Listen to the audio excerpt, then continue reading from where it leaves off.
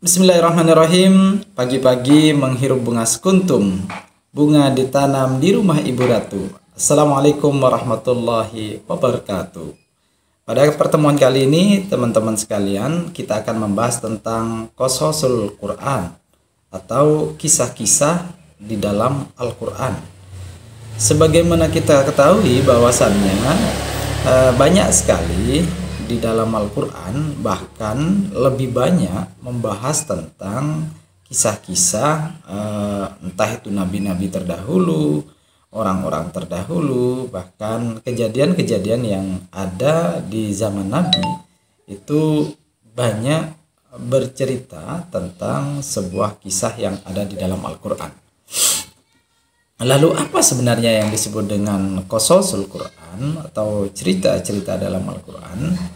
Qasas sendiri secara bahasa adalah tattabi'ul athar, yaitu mengikuti jejak.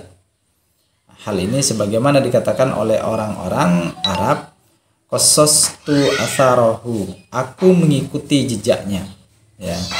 Dan qasas sendiri merupakan isim masdar sebagaimana firman Allah Subhanahu wa taala, fartadda ala atharihima qasasa.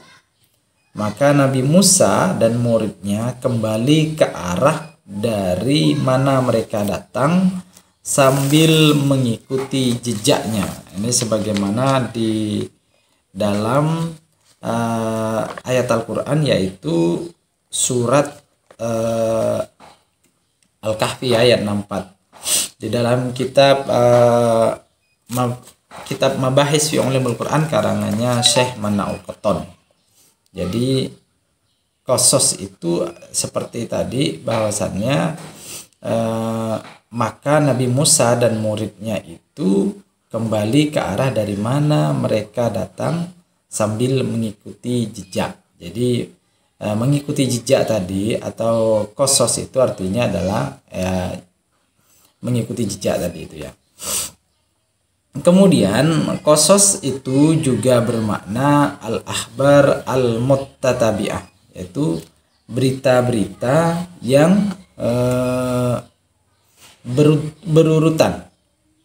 Hal ini juga sebagaimana dijelaskan di dalam ayat Al-Quran bahwasannya inna hadza lahwal qasasul haqq, ya.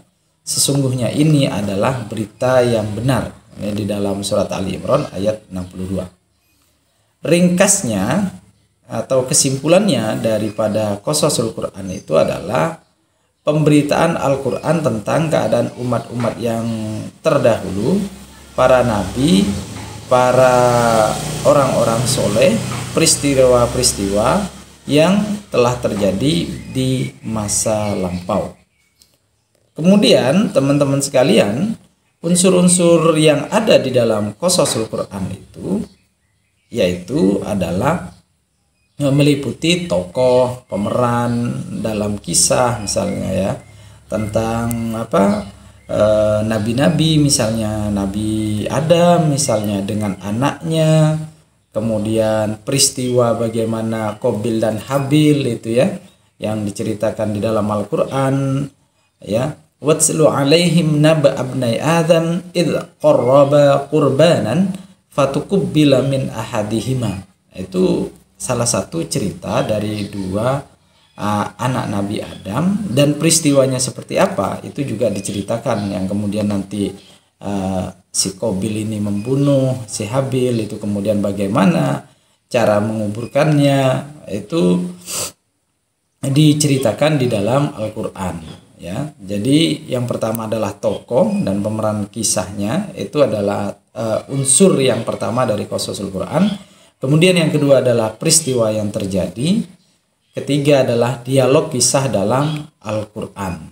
Ini unsur-unsur sejarah yang dijadikan materi sastra untuk mengkonstruksi kisah-kisah tersebut.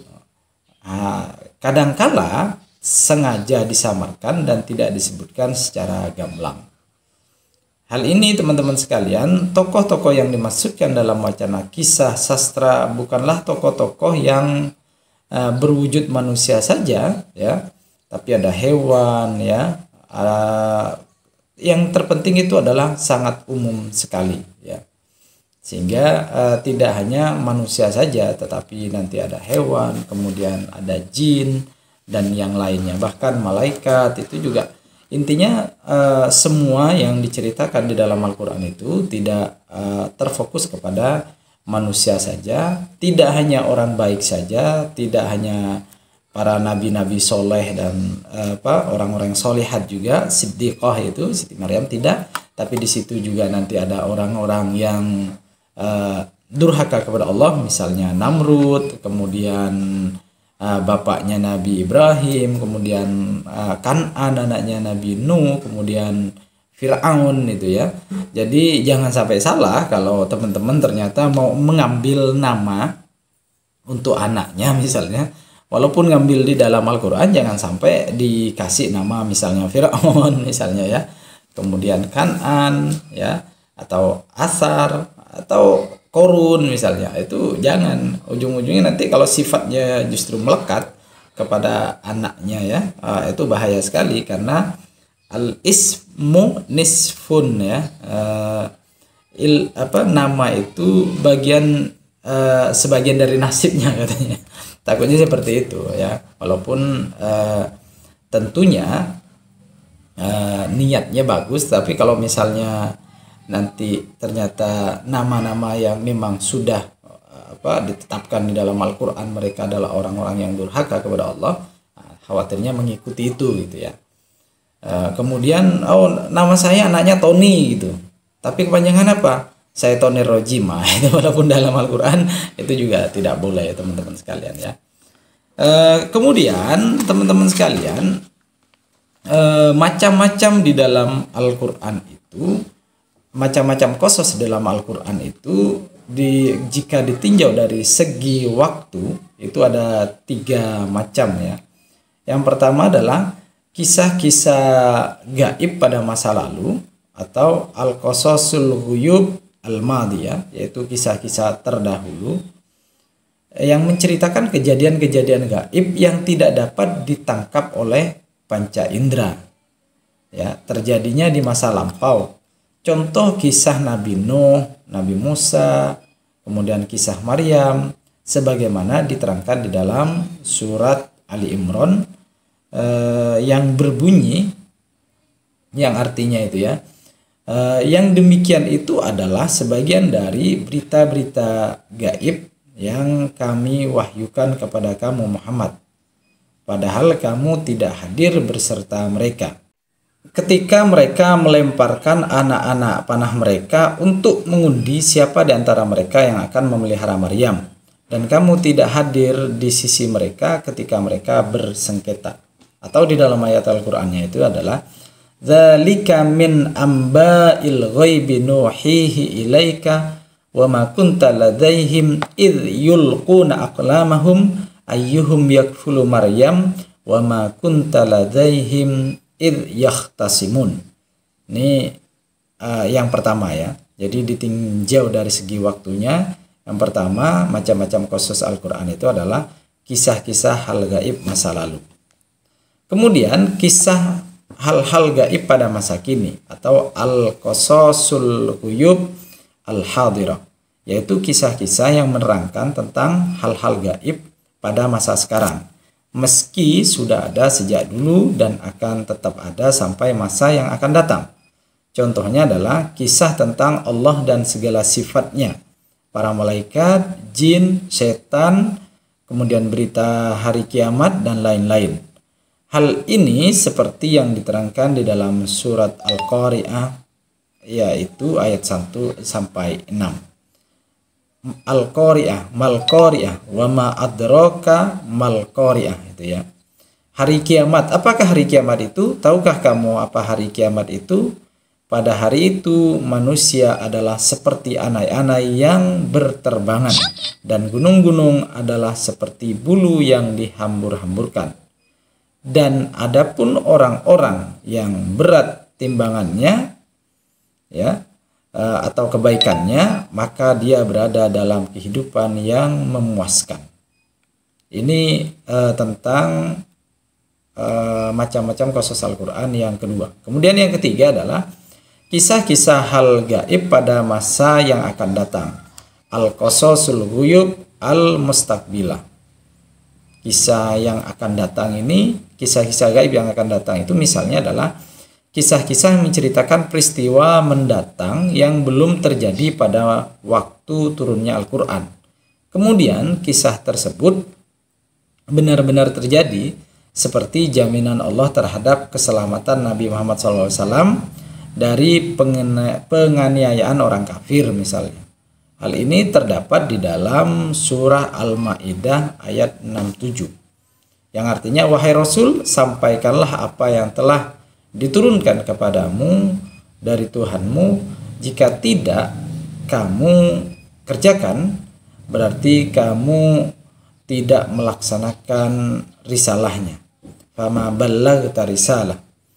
Allah akan menjaga kamu dari penganiayaan mereka. Wallahu ya'simuka 'anin nas. Jadi Allah itu akan menjaga dari penganiayaan mereka yang tidak suka kepada Nabi Muhammad SAW.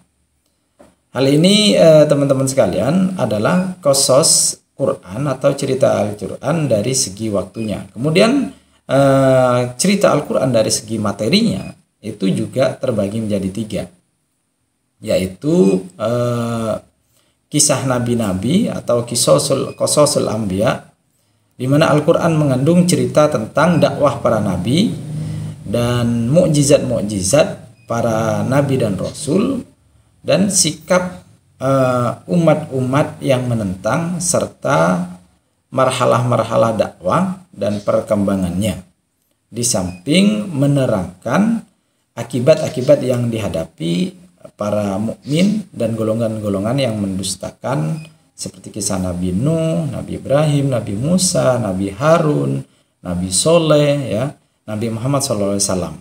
Ini adalah cerita-cerita Al-Quran dari segi materi atau isi daripada qasasul Quran itu. Kemudian teman-teman sekalian, yang kedua adalah kisah yang berhubungan atau bertautan dengan peristiwa-peristiwa yang telah terjadi dan orang-orang yang tidak dapat dipastikan kenabiannya. Jadi misalnya Siti Maryam itu kan tidak dipastikan apakah nabi, ya, tapi beliau itu adalah siddiqah. Kemudian Luqmanul Hakim beserta anaknya, ya. Kemudian Uzair misalnya, kemudian Tolut, kemudian Ashabul Kahfi, Zulkarnain, ya. Kemudian Siti Maryam, Ashabul Ukhdud, kemudian Ashabul Fil, Ashabul Kahfi. Itu semua adalah kisah-kisah yang berhubungan dengan peristiwa-peristiwa yang terjadi kepada orang yang tidak ditetapkan kepastian kenabiannya, ya. Kemudian yang ketiga adalah dari segi materi, kisah yang berhubungan dengan peristiwa-peristiwa yang terjadi di masa Rasul SAW, seperti peperangan Badar, ya, kemudian perang Uhud, ya, kemudian perang Hunain, perang Tabuk yang diterangkan di dalam surat At-Taubah, ya. Kalau perang Uhud itu diterangkan surat Ali Imran misalnya, ya. Kemudian peperangan Ahzab yang diterangkan dalam surat Al-Ahzab, dan hijrah serta Isra Mi'rajnya Rasul sallallahu alaihi wasallam, itu berarti kisah-kisah yang ada di masa Rasul, yang terjadi di masa Rasul. Sedangkan jika ditinjau dari segi jenisnya, teman-teman sekalian, qasasul Quran itu dapat dibagi menjadi 3 juga. Yang pertama adalah kisah sejarah atau al-qisas at-tarikhiyah. Kemudian selanjutnya yang nomor 2 adalah qisas perumpamaan, al-qisas at-tamtsiliyah. Jadi perumpamaan. Kemudian yang ketiga itu adalah kisah asatir. Ini beberapa kisah teman-teman sekalian, jika dilihat dari waktu, kemudian materinya, kemudian jenisnya, itu masing-masing semuanya ada 3. Kemudian sebenarnya apa sih faidah kita belajar qasasul Quran itu? Yang pertama adalah kisah-kisah di dalam Al-Qur'an itu mempunyai banyak faedah tentunya ya. Tetapi di sini saya akan menjelaskan hanya 6 saja. Yaitu yang pertama atau nomor 1 adalah menjelaskan tentang prinsip-prinsip dakwah agama Allah dan menerangkan pokok-pokok syariat. Asasus syariat atau usulus syariah yang disampaikan oleh para nabi atau disampaikan kepada nabi. Dalam hal ini Allah Subhanahu wa taala telah berfirman di dalam Al-Qur'an yang artinya, dan kami tidak mengutus seorang rasul pun sebelum kamu melainkan kami wahyukan kepadanya bahwasannya tidak ada Tuhan yang hak melainkan aku, maka sembahlah olehmu sekalian akan aku. Ini di surat Anbiya. Bahwasannya yang pertama itu adalah prinsip dakwah agama Allah dalam menerangkan pokok-pokok syariat. Ya. Kemudian faedah yang kedua adalah memantapkan hati Rasul Sallallahu Alaihi Wasallam dan umatnya serta memperkuat keyakinan kaum muslimin terhadap kemenangan yang benar dan kehancuran yang fatal. Dalam Islam itu yang jelas yang benar itu akan menang dan yang salah itu akan kalah. Hal ini sebagaimana dijelaskan di dalam surat Hud ayat 120 ya. Dan semua kisah dari Rasul-Rasul kami ceritakan kepadamu ialah kisah-kisah yang dengannya kami teguhkan hatimu, dan dalam surat ini telah datang kepadamu kebenaran serta pengajaran dan peringatan bagi orang-orang yang beriman. Ini yang nomor 2 ya. Kemudian nomor 3, mereksi pendapat para ahli kitab yang suka menyembunyikan keterangan dan petunjuk-petunjuk kitab sucinya dan membantahnya dengan berargumentasi yang terdapat di dalam kitab sucinya sebelum diubah dan diganti oleh mereka sendiri. Faedah ini seperti bagaimana telah dijelaskan di dalam surat Ali Imran ayat 93, semua makanan adalah halal bagi Bani Israel.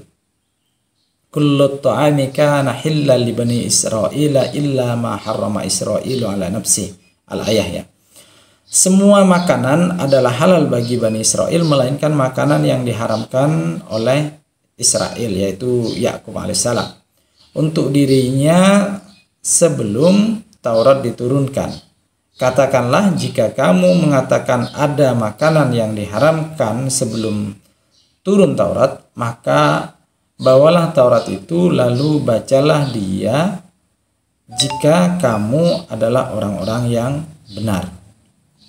Ini faedah yang nomor 3 teman-teman sekalian. Kemudian yang nomor 4 adalah lebih meresapkan pendengaran dan memantapkan keyakinan dalam jiwa para pendengarnya, karena kisah-kisah itu merupakan salah satu dari bentuk-bentuk peradaban, sebagaimana firman Allah Subhanahu wa taala dalam surat Yusuf ayat 111, sesungguhnya pada kisah-kisah mereka itu terdapat pengajaran bagi orang-orang yang mempunyai akal.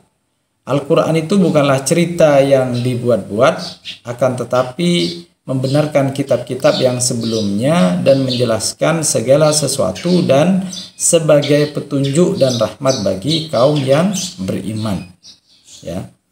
Ini faedah yang nomor 4 teman-teman sekalian. Adapun faedah yang nomor 5 itu adalah untuk memperlihatkan kebenaran Rasulullah di dalam dakwah dan kemukjizatan Al-Quran. Ingin menunjukkan bahwasannya Al-Quran itu benar-benar mukjizat.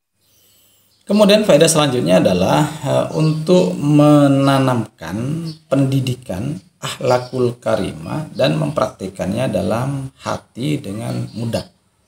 Karena perjuangan dakwah para nabi, para rasul itu harusnya menjadi inspirasi dan menjadi pegangan kita sebagai umatnya, supaya kita tidak mudah goyah, tidak mudah putus asa dalam berjuang, terutama dalam berdakwah untuk meninggikan kalimat Allah. Sehingga kalau Al-Quran benar-benar kita jadikan sebagai pedoman hidup kita, peta hidup kita, kita jadikan kunci kehidupan kita, ya, maka kita tidak akan pernah tersesat, juga kita tidak akan pernah putus asa, karena kita melihat bagaimana cerita kisah-kisah Nabi terdahulu. Mereka berjuang ratusan tahun, ya, bukan hanya puluhan tahun. Nah, itu tidak mudah putus asa, apalagi kita cuma berjuang sehari, 2 hari, sebulan, 2 bulan, atau 1 tahun, kemudian kita mudah putus asa. Nah, itu berarti kita kurang membacanya, kurang menghayati, kurang mengambil ibrah atau tarbiyah, pendidikan dari Al-Quran yang berisi tentang kisah-kisah Nabi terdahulu. Kemudian teman-teman sekalian, selanjutnya adalah kebenaran kisah-kisah dalam Al-Quran itu, ini banyak yang meragukan apakah benar Al-Quran itu, yang tertulis di dalam Al-Quran itu adalah kisah-kisah yang benar-benar terjadi. Itu sebagaimana kita ketahui, ya, bahwasannya Al-Quran itu adalah kalam Allah, firman Allah yang diturunkan kepada Nabi Muhammad SAW, yang bernilai ibadah dalam membacanya, atau bahasa Arabnya itu adalah kalamullah al-munazzal ala nabiyina Muhammad SAW, al-manqul mutawatiran wal muta'abbud bitilawatihi wal maktub fil masahib wal mutahaddi bi aksi suratim minhu. Itu dalam bahasa Arabnya itu, ya, itu diturunkan kepada Nabi Muhammad, bernilai ibadah bagi yang membacanya, ya. Dan tidaklah tentu kisah yang ada di dalam Al-Quran itu kecuali kebenaran sejarah yang dituangkan di dalam kata-kata yang indah, tersusun rapi, yang terdiri dari lafaz-lafaz dan uslub-uslub yang sangat indah, ya. Oleh sebab itu, apa saja yang dikisahkan oleh Allah di dalam Al-Quran adalah benar. Hal ini juga ditegaskan oleh Allah Subhanahu wa taala di dalam Al-Quran, bahwasannya apa yang diceritakan di dalam Al-Quran tentang nabi-nabi terdahulu, tentang orang-orang soleh tadi, walaupun tidak ditegaskan mereka adalah seorang nabi dan rasul, itu adalah benar. Hal ini sesuai dengan firman Allah di dalam surat Al-Kahfi ayat 3 yang berbunyi, kami ceritakan kisah-kisah mereka kepadamu, wahai Muhammad, dengan sebenar-benarnya cerita, ya. Sesungguhnya mereka itu adalah pemuda-pemuda yang beriman kepada Tuhan mereka, dan kami tambahkan kepada mereka petunjuk. Kami berikan kepada mereka petunjuk. Ini tentang kisahnya Ashabul Kahfi, ya. Sehingga kita sebagai umat Islam, kita sebagai orang yang mengaku bahwasanya kitab suci kita, kitab Al-Quran, maka kita harus percaya kepada Al-Quran, dan apa yang diceritakan di dalam Al-Quran itu benar-benar terjadi, bukan karangan, ya, bukan karangan, bukan diceritakan oleh para pendongeng, ya, apalagi legenda, tidak, ya. Adapun kalau ada orang yang menuduh bahwasannya Al-Quran itu adalah bukan dari Muhammad SAW, atau bukan dari Allah, ya, yang diwahyukan kepada Nabi Muhammad SAW, tetapi dari misalnya Nabi Muhammad dapat dari Rahib Bahiro, misalnya, itu salah satu tuduhan orientalis, ya. Nabi Muhammad itu katanya mengambil dari Rahib Bahiro saat Rasulullah itu masih anak-anak, kemudian ingin pergi ke negeri Sam berdagang, bertemu Rahib Bahiro itu. Dalam beberapa keterangan bertemunya 2 kali, ya. Kemudian orientalis itu menuduh bahwasannya Al-Quran itu didapat oleh Muhammad itu, kata orang orientalis, ya, didapat oleh Muhammad itu adalah dari Bahiro, katanya, Rahib Bahiro, jadi bukan dari Nabi Muhammad, katanya. Kalau misalnya benar Al-Quran itu diambil dari Rahib Bahiro, mengapa Rahib Bahiro sebagai pembuat cerita misalnya itu tidak lebih terkenal dari Nabi Muhammad, gitu, ya. Kemudian tidak mungkin Rahib Bahiro itu menceritakan sebagaimana yang telah diceritakan di dalam Al-Quran itu, ya, karena hanya bertemu dalam beberapa keterangan hanya bertemu 2 kali, dan itu pun tidak lama berinteraksinya gitu, cuman sebentar saja. Tapi kenapa kemudian dituduh mengambil dari Bahiro? Ya kalau mungkin saat ini atau sekarang terjadi ya transfer pakai file gitu ya. Tapi transfer pakai file itu pun kan harus dibaca semua, harus dihafal semua. Sedangkan Nabi Muhammad itu menerima Al-Quran itu dari Allah melalui malaikat Jibril, kemudian langsung dibacakan dan dihafal oleh Nabi Muhammad SAW.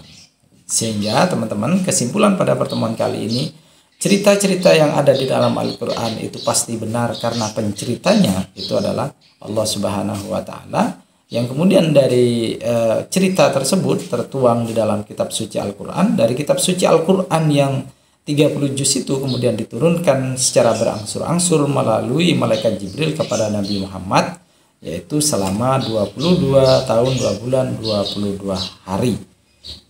Jadi lamanya itu 22 tahun 22 bulan 22 hari ya. Kalau Al-Quran turun itu memang prosesnya 2 kali. Yang pertama adalah dari Lauhil Mahfud ke Baitul Izzah pada malam Lailatul Qadar. Sedangkan dari Baitul Izzah ke Nabi Muhammad melalui malaikat Jibril itu pertama kali pada malam 17 Ramadan, sehingga diperingati sebagai Nuzulul Quran. Lamanya turunnya adalah 22 tahun 2 bulan 22 hari. Semoga kisah-kisah yang ada di dalam Al-Quran bisa menginspirasi kita, menambah keilmuan kita, menguatkan keimanan kita, dan tentu meneguhkan keimanan kita, ketakwaan kita kepada Allah, sehingga kita selalu istiqomah, tidak pernah putus asa, sehingga kita bisa mengambil ibrah dan gambaran daripada cerita-cerita yang ada di dalam Al-Quran. Terima kasih. Saya tutup dengan sebuah pantun. Sore-sore minum teh tarik, jangan lupa dicampur gula batu. Wallahul muwaffiq ila aqwamit thoriq. Wassalamualaikum warahmatullahi wabarakatuh.